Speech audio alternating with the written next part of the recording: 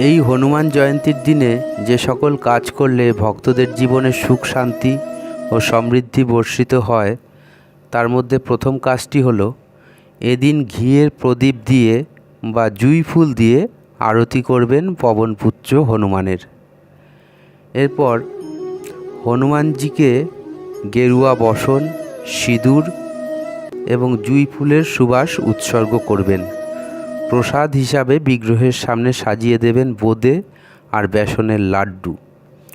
হনুমান জয়ন্তীর পুজোর সময় হনুমান চালিসা এবং সুন্দরকাণ্ড অবশ্যই পাঠ করবেন আপনারা, এতে আপনাদের সৌভাগ্য বৃদ্ধি পাবে।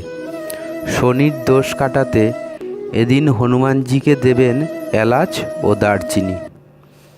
এদিন ভগবান শ্রী রামচন্দ্রের পূজা করতেও ভুলবেন না আপনারা, কারণ হনুমানজি শ্রীরামচন্দ্রের একনিষ্ঠ সেবক।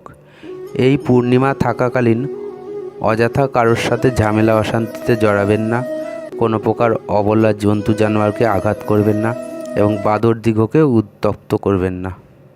2রা এপ্রিল বৃহস্পতিবার 2026, বাংলায় 18ই চৈত্র বৃহস্পতিবার 1432 বঙ্গাব্দ, শ্রী শ্রী হনুমান জয়ন্তী। পূর্ণিমা তিথি শুরু হবে পূর্বদিন অর্থাৎ 1লা এপ্রিল বুধবার সকাল 6টা 35 মিনিটের পর থেকে এবং পূর্ণিমা তিথি সমাপ্ত হবে 2রা এপ্রিল বৃহস্পতিবার সকাল 6টা 48 মিনিটে। হনুমান জয়ন্তীর দিন হনুমানজিকে পুজো করার উপযুক্ত সময় হবে এদিন সূর্যাস্ত 5টা 49 মিনিটের পর থেকে। হনুমান জয়ন্তীর দিন এদিন পূর্ণিমা ছেড়ে যাচ্ছে সকাল সকাল 6টা 48 মিনিটে, তবুও পূর্বদিন যেহেতু চতুর্দশী সংলগ্ন, এই কারণে পূর্বদিনে পূর্ণিমার সন্ধ্যের পর থাকা সত্ত্বেও পুজো করা হবে না। তারপরের দিন অর্থাৎ 2রা এপ্রিল বৃহস্পতিবার দিন সূর্যাস্তের পর 5টা 49 মিনিটের পর থেকে হনুমানজির পুজো করা হবে।